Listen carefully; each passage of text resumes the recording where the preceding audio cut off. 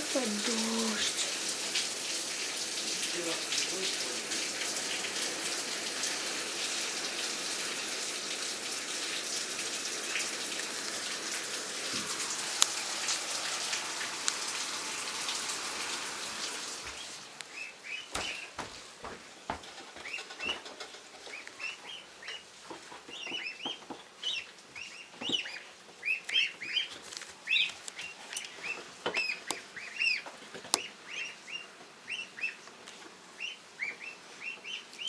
І що грати тут, блін? Плохо.